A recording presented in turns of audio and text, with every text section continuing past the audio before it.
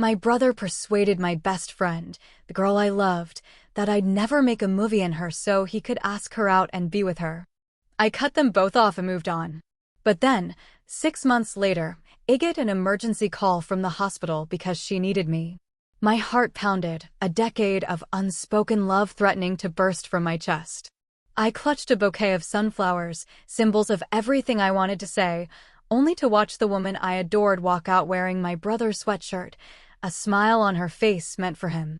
The streetlights hummed, casting long, distorted shadows across the quiet suburban street. A lone dog barked in the distance, a melancholic counterpoint to the deafening silence in my own ears, as a soft glow spilled from her doorway. I was 22, and Lily had been my best friend for half my life. My Lily. She was the kind of chaos I adored, the girl who'd bring an entire bag of chips to class, but somehow forget every single pencil. We met in 7th grade. She tripped over my backpack, sprawling hard on the concrete, and my first instinct was to help her. She called me an idiot for leaving my bag in the middle of the hallway, then, with a smirk, asked if I wanted to skip gym. That was it. From that moment, we were inseparable. Late-night FaceTimes where we'd solve all the world's problems, summer movie marathons that blurred into dawn, sitting on her roof, talking about life like we were the only two people on Earth. Over the years, we both dated other people, fleeting relationships that never quite stuck. It always felt like no one understood us the way we understood each other. She even joked once that if we were both single at 30, we'd just get married. I laughed it off, but the words settled deep in my heart, a quiet promise I never forgot. My older brother, Ethan, knew. Oh, he knew. I told him a million times how I felt about Lily. He always brushed it off, his voice laced with an annoying, casual superiority. If you haven't boned by now, she's not interested, he'd scoff, or you're confusing friendship with love, man. But I knew. I wasn't confused. I knew the way her eyes crinkled when I made her laugh. I knew how her first call, always, would be to me, whenever her world felt like it was crumbling. So, when Lily finally broke up with her long-term boyfriend, my heart surged with a desperate, hopeful beat. This was it. This was my moment. I told Ethan I was finally going to tell her. I even admitted I was scared, but ready. He gave me this strange, unreadable look, then clapped me on the back a little too hard. Go for it, he said, and a wave of relief washed over me. I picked up sunflowers, her favorite, the kind that screamed joy. I even put on my best and only suit, the one I usually reserved for weddings and funerals. The whole drive over, I practiced my speech. It wouldn't be perfect, I knew, but it would be honest. It would be me. Then I turned the corner onto her street. Ethan's car. His familiar beat-up sedan sat there, glinting under the pale streetlights, parked right in her driveway. My stomach dropped. No. My mind raced, trying to rationalize it. Maybe he just stopped by? Picking something up for me? I sat in my car, the vibrant sunflowers heavy on my lap, for what felt like an eternity. Almost 10 minutes, trying to summon the courage to step out. Suddenly, her porch light flickered on. She stepped outside, barefoot, her hair still damp, like she'd just emerged from a shower.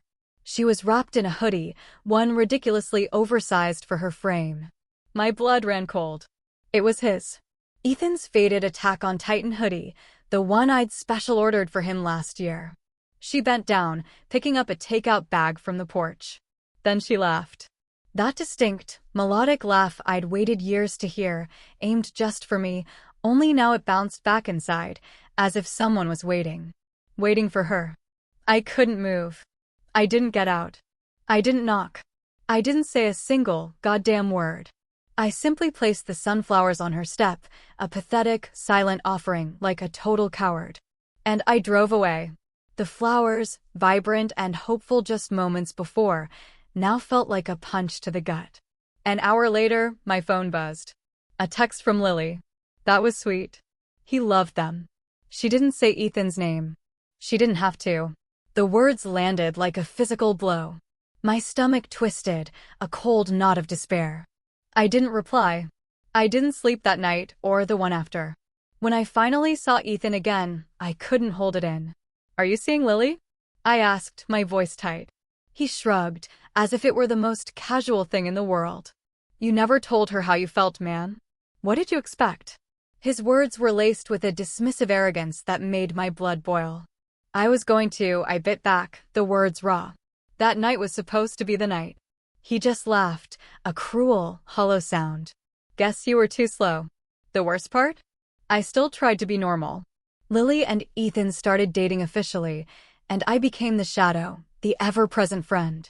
I was still the guy who helped her fix her resume, drove her to the DMV. The one who listened when she needed to vent about work. I convinced myself it was fine, that maybe I just wasn't supposed to have her. Then came the group dinner at Lily's apartment. She sat next to Ethan, leaning into him, her head resting casually on his shoulder. Halfway through, Ethan went to the bathroom. Lily looked at me, her eyes soft, earnest. Sam, she said, you're the only person who really understands me. I need you to help me write a speech for Ethan's birthday.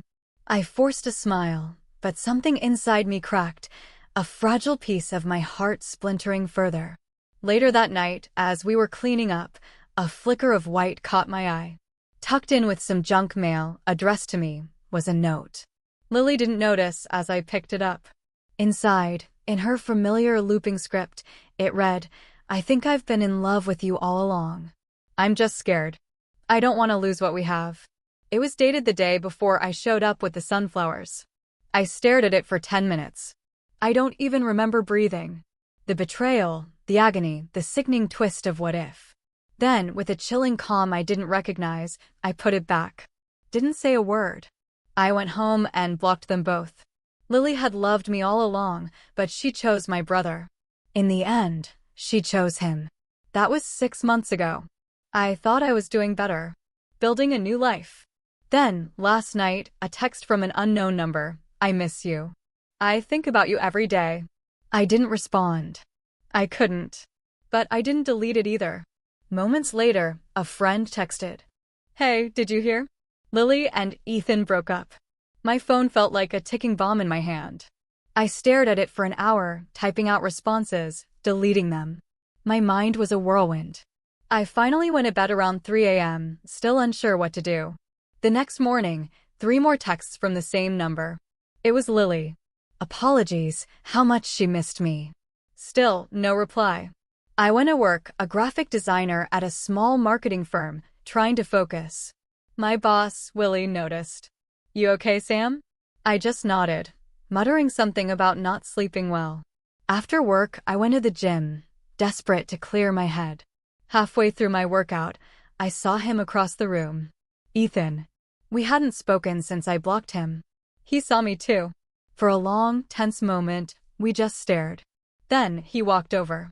I almost walked out. Hey, he said, as if nothing had happened. As if he hadn't ripped my world apart. I just nodded, focusing on my weights. He stood there awkwardly. Lily and I broke up, he finally mumbled. I said, not looking at him. I put the weights down, grabbed my towel. She's been asking about you. Says you won't answer her texts. Not my problem. I tried to walk away. He grabbed my arm.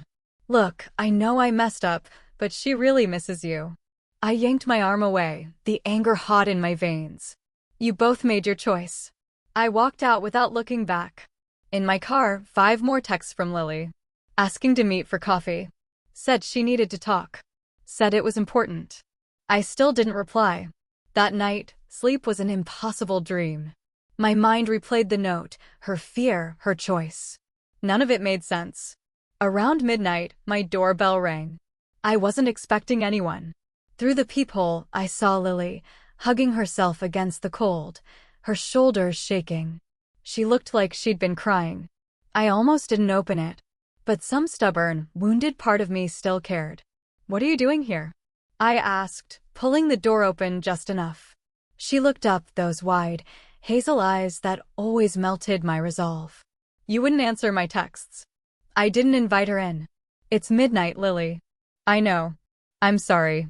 I really need to talk to you. I sighed, stepping aside. She walked in, looking around my apartment. I'd moved since she'd last been over. New place. Fresh start. Nice place, she murmured. I stood there, arms crossed, waiting. She sat on my couch, uninvited. Classic Lily. Always making herself at home. I stayed standing. Ethan and I broke up, she finally said. I know. I made a mistake. She looked up, her eyes brimming. A huge mistake. I said nothing. I'd fantasized about this moment for 6 months. Her coming back, admitting she was wrong. But now that it was happening, I felt numb. Not nothing, but a hollow ache. Did you mean it? I asked, my voice barely a whisper. The note. Did you mean it? She looked confused, then her eyes widened in realization. You found that? I nodded. Yes. I meant it. I was going to give it to you that night, but then Ethan showed up and… And what? I finally sat, but in a chair across from her, not on the couch beside her. He told me how you felt about me. Said you'd been in love with me for years, but were too scared to say anything. Said you'd probably never make a move. My jaw tightened. And I got scared. I thought about what would happen if we tried and it didn't work out. I'd lose my best friend. Her voice caught. So when he kissed me, I don't know. It seemed safer. I laughed. A short, harsh, humorless sound. Safer? You chose my brother because it was safer. She winced. I know how it sounds. Do you? I pushed. Because it sounds like you knew how I felt. Knew you felt the same way and still chose him. She looked down at her hands. I know I messed up, but I'm here now. I got up, pacing my living room, the floorboards groaning beneath my feet. 6 months of silence. Now she was here, acting like she had a right to be. The soft lamp glow cast shadows on her face, highlighting the nervous way she bit her lip. Why now, Lily? What changed? My voice echoed. She wiped at her eyes, mascara smudging. I missed you every day. Ethan was, he wasn't you. Her voice cracked. I stopped pacing, my hands clenching. That's it? You missed me. The bitterness in my voice surprised even me. I tried to call you. I texted. You blocked me. She was getting defensive, straightening her posture. Classic Lily cornered. Yeah. After finding out you chose my brother over me, even though you supposedly loved me. I ran my hands through my hair, tugging slightly at the roots. Do you have any idea what that did to me? Do you have any concept of how that felt? She stood up, taking a step toward me, her familiar vanilla perfume wafting through the air. I made a mistake. People make mistakes. Her eyes pleaded. I took a step back, needing the space. This wasn't forgetting to return a book, Lily. You knew how I felt. You felt the same way. And you still chose Ethan. The wound was still fresh. I was confused. I was scared. She was crying now, tears streaming. Can we get coffee tomorrow? Talk this through properly, please. I wanted to say no. God, I wanted to. But some part of me, the part that had loved her since we were 13, couldn't. Fine. Coffee. That's it. My resolve was weaker than I wanted to admit. She smiled through her tears, a glimmer of hope in her eyes. Thank you. After she left, I couldn't sleep. My bedroom felt too hot, then too cold. I replayed everything. The note. Ethan's hoodie. His car. By morning, I was exhausted. Dark circles under my eyes. I almost texted to cancel, but a strange pull drew me towards this meeting. We met at our old spot, a little cafe halfway between our apartments with chipped blue mugs and a barista who always remembered our orders. I got there first, grabbing a table in the back. She showed up 10 minutes late, which, for Lily, was practically early. She existed on what our friends called Lily's Standard Time. Hey, she said, sliding into the seat, looking less puffy-eyed than last night. Hey, I mumbled, already nursing my black coffee. The waitress came, and Lily ordered her usual complicated latte, extra caramel, whipped cream, an extra shot, cinnamon on top. Some things never changed. We sat in awkward silence until her drink arrived. This had never happened before. We'd never run out of things to say. The cafe buzzed around us, other conversations filling the void we couldn't bridge. So, she finally said, fidgeting with her napkin. How have you been? I almost laughed. How have I been? After my best friend and my brother got together behind my back? Just great, Lily. Living the dream. The sarcasm dripped. She flinched. I deserve that. Yeah, you do. I took a slow sip. Why are we here? Really? She looked down at her drink, stirring the whipped cream. I told you. I miss you. I made a mistake. With Ethan or with me? I leaned forward, challenging her. Both. She reached across the table, as if to touch my hand, but I pulled back. Her fingers lingered, then retreated. Ethan and I, it was never right. We fought all the time. He's not like you. I sat back, the chair creaking. So what? I'm your backup plan now that things didn't work out with him. No, it's not like that. She looked genuinely hurt, her eyes wide. I've been thinking about you this whole time. About us. About what could have been. While you were with my brother? The words hung heavy, accusatory. She had no answer. We sat in silence again. I watched her stir her latte, adding even more sugar. Some things never changed, like her insatiable sweet tooth. Do you and Ethan still talk? She finally asked, her voice small. I frowned. What? I was just wondering if you and Ethan still talk, after everything. She wouldn't meet my eyes. Something felt off. The question was loaded. Remember? I blocked him too. Haven't spoken to him since that night. She nodded, too quick. Right. Of course. I need closure, you know? With both of you. And there it was. The real reason. The realization hit me like a punch to the gut. You don't miss me, do you? You miss being chosen. Her eyes widened, panic flashing. What? No, that's not. You're here because Ethan dumped you, and now you're trying to make sure you don't lose me, too. I stood up, my chair scraping loudly. You don't want me, Lily. You just don't want to be alone. That's not fair. She was crying again, mascara smudged. I do miss you. I do care about you. Maybe you do. But not the way I need you to. I dropped cash on the table, more than enough. Goodbye, Lily. I walked out without looking back. This time, she was the one staring at a door that never opened. The irony wasn't lost on me. I drove for hours, the radio a faint hum. I ended up at the beach, just sitting in my car, watching the waves crash. My phone buzzed with texts from Lily, but I ignored them. I was done. As the sun began its descent, casting long shadows, I finally went home. Ethan was on my doorstep, hunched over his phone. Great. Just what I needed. He looked up as my car pulled in, his face a mix of guilt and determination. What do you want? I asked, not bothering to hide my annoyance as I slammed my car door. He stood, brushing off his jeans. Lily called me. She was pretty upset, and I crossed my arms. And you wanted to make sure I'm okay? I laughed, a harsh, humorless sound. That's rich. I pushed past him, unlocking my door. He followed me inside. Boundary issues ran in the family, apparently. The living room still held traces of Lily's visit. A water glass, the couch cushions indented.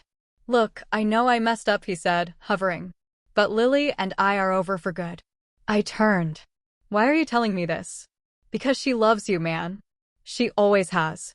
He ran a hand through his hair, a nervous habit we shared. I shook my head. No. She loves the idea of me. The safety net. The backup plan. Ethan sighed. That's not true. She was a mess after you blocked her. She talked about you constantly. While she was dating you. That must have been fun. The bitterness seeped through. He had the decency to look embarrassed. It wasn't great. But that's why we broke up. She couldn't get over you. I didn't know what to believe. My head spun. Just go, Ethan. I'm tired. I was bone-deep exhausted from the emotional whiplash. She's at Angela's place, he said, heading for the door. If you change your mind. Angela was Lily's college roommate. I didn't respond. I closed the door behind him and collapsed on the couch. Saturday morning. More texts from Lily and now some from Ethan. I ignored them all and went for a run, pushing myself harder than usual, trying to outrun my thoughts. When I got back, there was a package on my doorstep. No return address. I opened it cautiously. Inside was a photo album. Our photo album. Lily and I started it in high school, adding pictures every year. I thought she had it. I flipped through it, sitting on my front steps. Prom, with different dates, but somehow always in each other's photos. Graduation, stupid faces, caps askew. College road trips in my old Corolla. Her 21st birthday, me holding her hair back as she hugged the toilet. My dad's funeral, where she didn't leave my side for 3 days, bringing me food I didn't eat, making sure I showered. At the very end, a new picture. One I'd never seen. It was from that night, 6 months ago. Me, standing on her porch with the sunflowers, looking through her window. She must have taken it before she came outside, before I saw her in Ethan's hoodie. I looked so hopeful, so nervous, so utterly in love. The sunflowers were a splash of defiant color against the twilight. Underneath, in her looping handwriting, the moment I made the biggest mistake of my life. I closed the album. I wasn't going to let her manipulate me. She'd made her choice. Now she had to live with it. But the image haunted me, my own face, full of a hope that was about to be crushed. I spent the rest of the weekend ignoring my phone. By Monday, the texts had stopped. I went to work, focusing on a new project.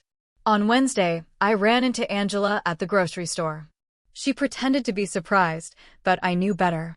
This was Lily's favorite store, miles from her apartment. Angela was on a reconnaissance mission. "How are you?" she asked, blocking my path in the cereal aisle. "Fine," I said, trying to move past her. "Lily's a mess," she said bluntly. "She's barely eating, barely sleeping." I sighed, gripping my cart. "That's not my problem anymore." Angela crossed her arms. "She made a mistake, a big one. But she loves you. She has a funny way of showing it." My voice was neutral, but the hurt seeped through. "Look, I'm not defending what she did. It was messed up. But I've known Lily for years, Sam. I've never seen her like this." Angela's concern seemed genuine. "What do you want from me, Angela?" "Just talk to her. Really talk. That's all." She stepped aside. "I'll think about it." I didn't think about it. Or tried not to. But that night, I scrolled through old photos on my phone. Lily and me at the state fair, cotton candy in her hair. Lily asleep on my shoulder during movie night. Lily making that ridiculous face she always made when she was trying not to laugh. I missed her. Not just the romantic possibility, but her friendship.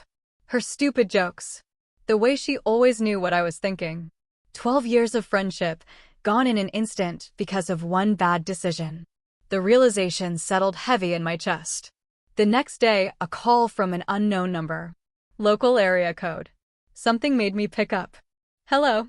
Is this Sam?" A woman's professional, slightly rushed voice. "Yes. Who's this?" "This is Beverly from Memorial Hospital. You're listed as Lily Parker's emergency contact." My heart dropped. A cold fear washed over me. "What happened? Is she okay?" "She was in a car accident. Nothing life-threatening, but she's asking for you." I didn't even think. "I'll be right there."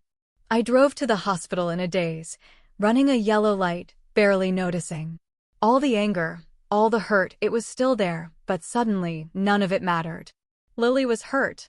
She needed me. That was all I needed to know. The hospital parking lot was a nightmare. When I got to her room, she was sitting up, pale but alert.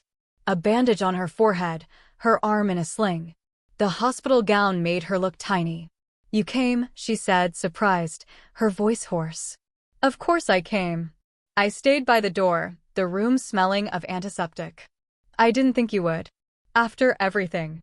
She looked down at her hands, one within 4. I moved to the chair beside her, the vinyl squeaking. "What happened?" "Some idiot ran a red light, T-boned my car." She tried to smile, but it was a grimace. "My poor Civic didn't make it. But you're okay." The concern in my voice was undeniable. "Concussion, dislocated shoulder, cuts and bruises. I'll live." She looked at me directly, her eyes clearer than they'd been at the cafe. "I'm sorry they called you. I never updated my emergency contacts." "It's fine." I shifted. "Is there someone else I should call?" "Your mom?" "Angela." She shook her head. "Mom's in Florida. Angela's coming later." She hesitated. "Ethan stopped by earlier." I tensed. "Oh." I didn't ask him to. He heard from Angela. She seemed desperate to clarify. We sat in awkward silence. A nurse came in, her cheerful efficiency a stark contrast to the tension. When she left, "Thank you for coming," Lily said. "I know you hate me right now." "I don't hate you, Lily." I sighed, the admission a weight lifting. "I'm angry. I'm hurt. But I don't hate you." She nodded, a tear slipping. "I got your flowers, by the way. The sunflowers." That night, I froze. My breath caught. "What?" "After you left, I found them on the porch." She looked away. "But you texted me saying he loved them. Like they were for Ethan." The memory still stung. She winced, closing her eyes. I panicked. I didn't know what to say. I thought you knew I was with Ethan and were just being nice." "Being nice?" I stood up, the chair scraping. "I was there to tell you I loved you. I know that now. I didn't then. Not until later, when Ethan told me." I paced the small room. "This is insane. This whole situation is insane." "I know." She was openly crying now. "I messed everything up. I was scared of losing you, so I pushed you away." "How stupid is that?" I stopped pacing. "Why Ethan, of all people? Why my brother?" She looked miserable. "He was there. He was safe. He wasn't you." "What does that even mean?" "It means I was terrified of ruining what we had," she almost shouted, her voice echoing. "You were my best friend, the most important person in my life. What if we tried and it didn't work out? I'd lose everything. So instead, you chose my brother, guaranteeing you'd lose me anyway." I shook my head, bewildered. "That makes no sense, Lily." "I know it doesn't." I wasn't thinking clearly. She wiped at her tears with her good hand. "And then it was too late. You found out. You blocked me. And I was stuck in this relationship I never really wanted." I sat back down, suddenly exhausted. "Why didn't you just break up with him?" "I tried. Multiple times. But then he'd talk about how it would ruin his relationship with you forever, and I'd feel guilty." She looked down at her hospital bracelet. "He knew exactly what to say to make me stay." "That ship had already sailed," I said, my voice flat. "I know that now." She reached for my hand. This time, I let her take it. Her fingers were cold. "I'm so sorry, Sam. For everything." I looked at our hands together. It felt right, even after everything. Like pieces of a puzzle. "Give me time, Lily. This is a lot to process." She nodded, squeezing my hand gently. "I understand." I stood, reluctantly letting go. "I should go. Let you rest. Will you come back?" She looked so vulnerable, her eyes wide and uncertain. "Yeah," I said after a moment. "I'll come back." I visited her for the next 2 days. We talked about everything except us: work, friends, terrible hospital food. It was almost like old times, but the elephant in the room was immense. She was released on Saturday. Angela picked her up, but Lily asked if I could come over that night to talk. I agreed, but I was nervous. Part of me was still angry. Part of me still loved her. Part of me was terrified of getting hurt again. I spent the day cleaning my apartment, a nervous habit. When I got to her apartment, Angela let me in, then conveniently remembered she had plans. Lily was on the couch, looking better than in the hospital, but still bruised, the colors fading from purple to yellow-green. She wore an oversized sweater, one of her favorites. "Hey," she said softly, tucking her legs beneath her. "Hey." I sat in the chair across from her, not ready to be too close. The familiar scent of her apartment, vanilla candles, lavender detergent, brought back a flood of memories. "Thanks for coming. And for visiting me." She adjusted her sling. I nodded, noticing the photo album on her coffee table. "How are you feeling?" "Better. Still sore." She took a deep breath, her good hand fidgeting. "I need to tell you something." "Here it comes," I thought. "Okay." "I saw Ethan yesterday. He came by to check on me." Her voice was steady, but I saw the nervousness in her eyes. I tensed, bracing for the worst. "And I told him I couldn't see him anymore. Not even as friends. Not for a while." "I wasn't expecting that." "Why?" "Because it's not fair to any of us. This weird triangle." She looked at me directly, her gaze unwavering. I chose wrong, Sam. I've been choosing wrong for months. I don't want to make that mistake again. I didn't know what to say. Part of me was relieved. Part of me was skeptical. The silence stretched, broken only by the soft ticking of a clock.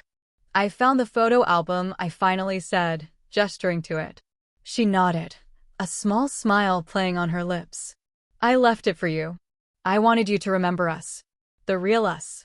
Not what happened these past few months. That picture at the end, of me on your porch? The image was burned into my memory. I took it when I saw you pull up. Before Ethan called me back inside. She looked down, shame coloring her features. I was so happy to see you there. I thought, maybe. But then I got scared again. I leaned forward. Are you still scared? Terrified, she admitted, barely a whisper. But I'm more scared of losing you forever. We talked for hours after that. Really talked.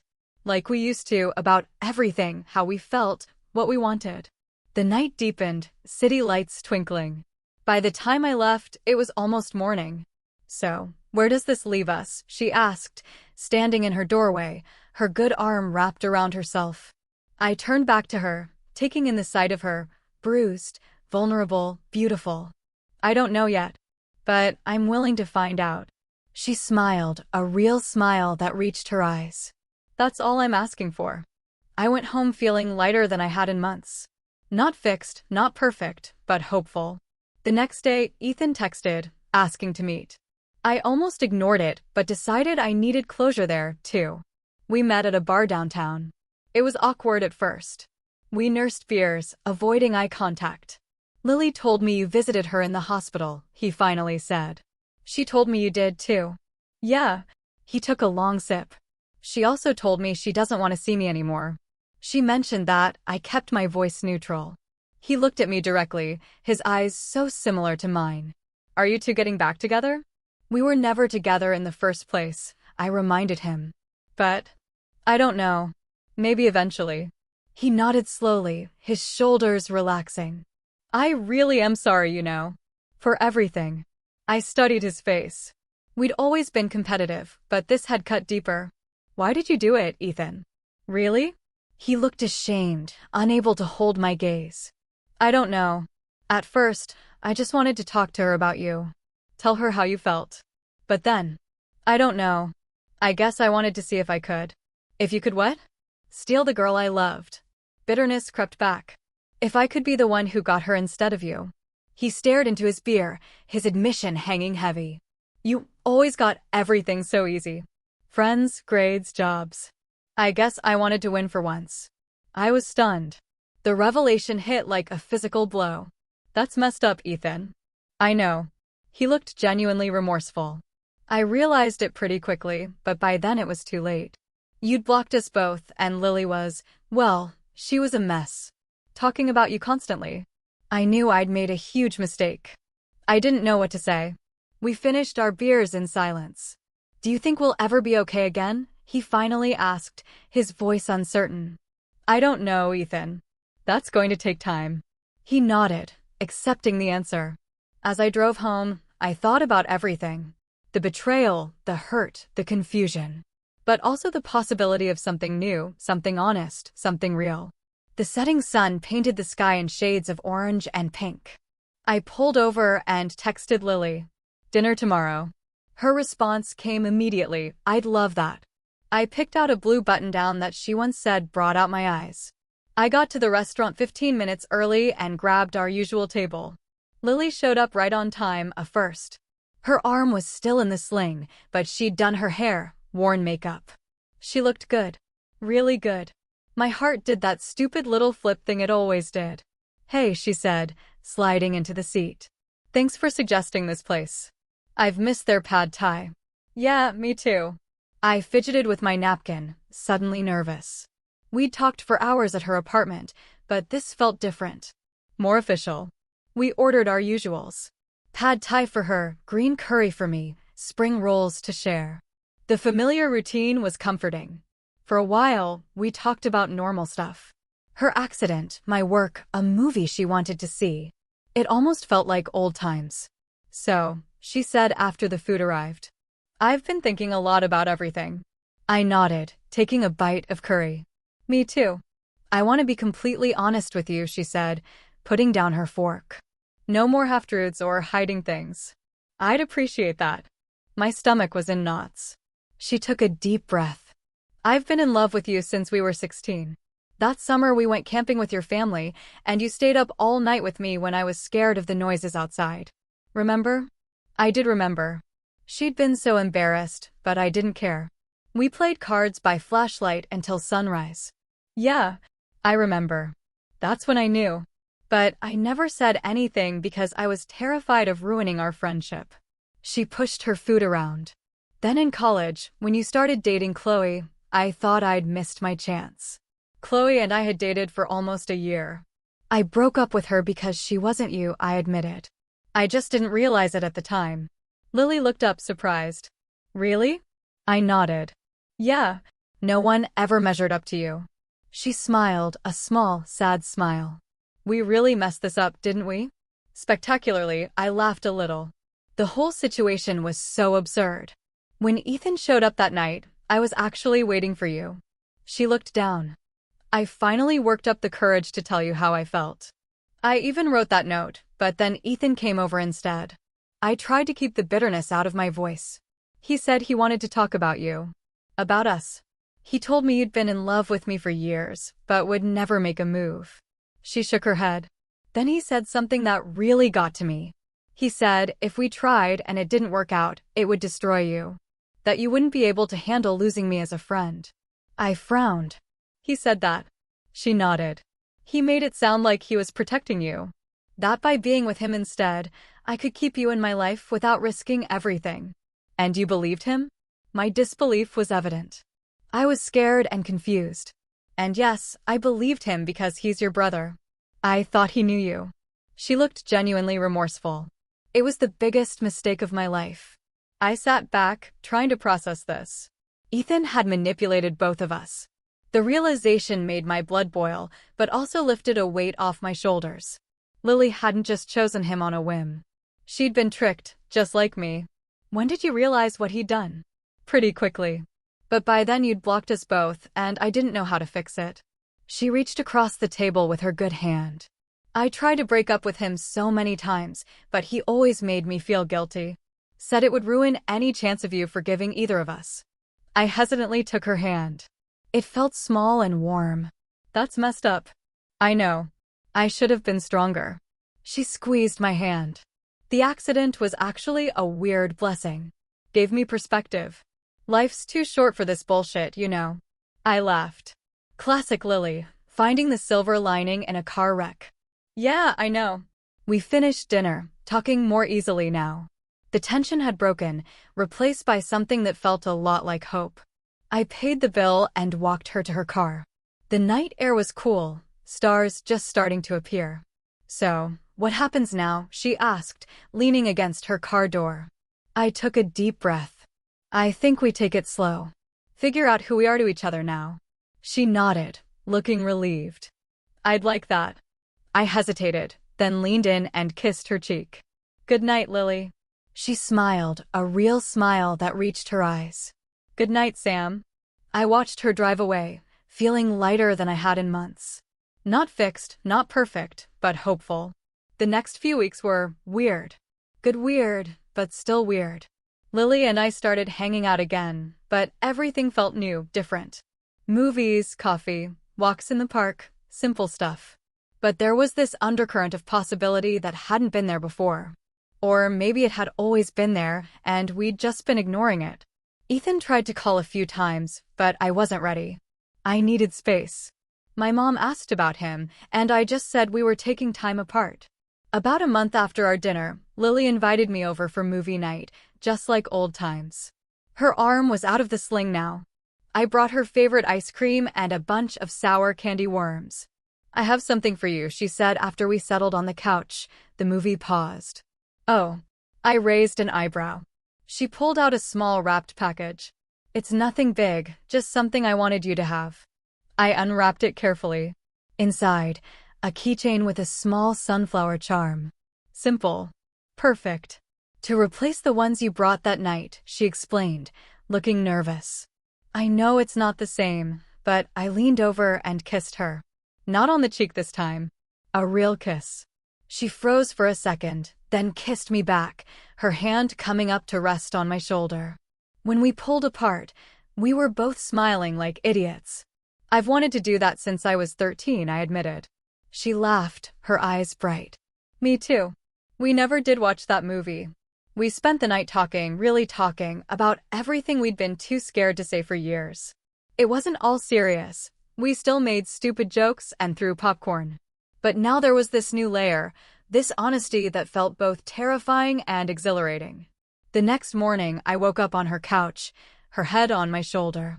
We hadn't done anything beyond kissing. We were taking it slow. But waking up next to her felt right in a way nothing else ever had. I carefully moved her head to a pillow and went to make coffee. As I looked for mugs, I noticed a letter on her counter, half hidden under a magazine.